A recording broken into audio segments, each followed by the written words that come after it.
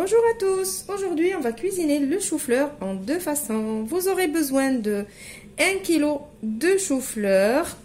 Ici je l'ai partagé en deux, c'est du chou-fleur surgelé que j'ai fait cuire à la vapeur, 500 et 500 grammes.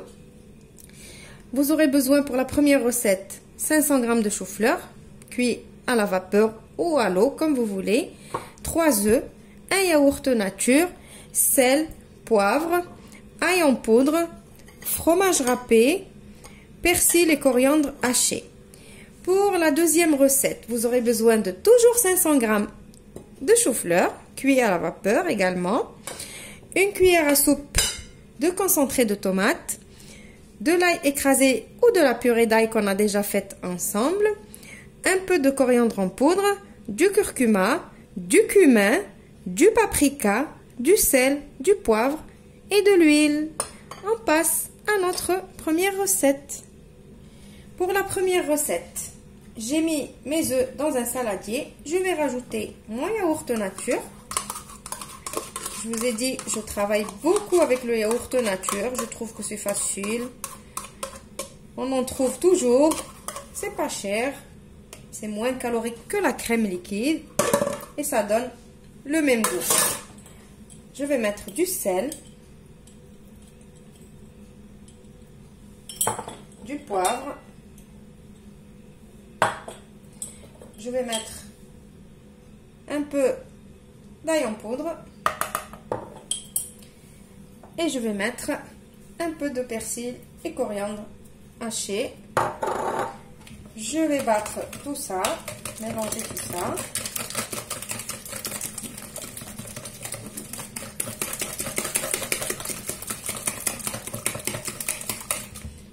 Je vais mettre maintenant mon fromage râpé.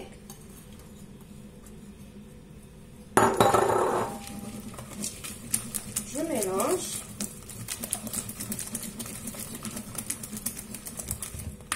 Et maintenant, on va venir mettre notre chou-fleur dans ce mélange.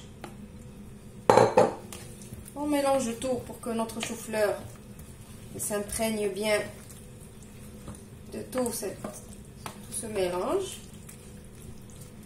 Je vais prendre un plat qui va au four et je vais mettre mon chou-fleur dedans. Voilà, la première recette, elle est finie. Je vais mettre mon chou-fleur dans le four préchauffé à 180 degrés pendant 30 minutes et on se retrouve pour notre deuxième recette. Pour notre deuxième recette, je prends une poêle que je mets sur le feu, je mets de l'huile et je vais venir mettre mon concentré de tomate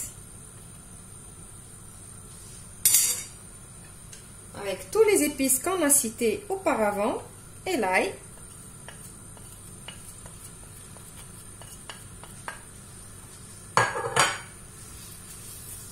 Je fais revenir.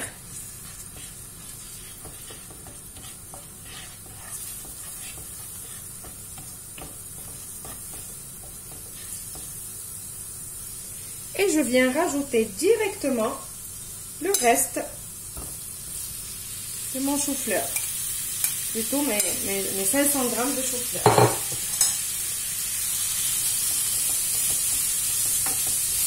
Je les rajoute.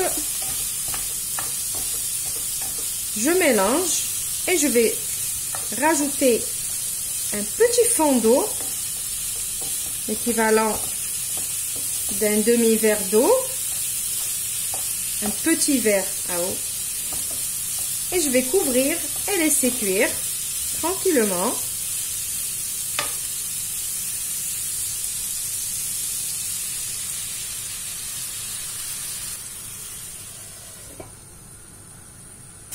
Maintenant qu'il me reste 2 à 3 minutes avant d'éteindre le feu, je vais mettre mon persil et ma coriandre hachée. Et je vais bien mélanger. Et je vous retrouve juste après pour le résultat final de nos deux façons de faire cuire le chou-fleur. Voilà, mon chou-fleur en deux façons est terminé. J'espère que les deux petites recettes vous ont plu. Je vous retrouve dans une nouvelle vidéo prochainement. Au revoir et merci.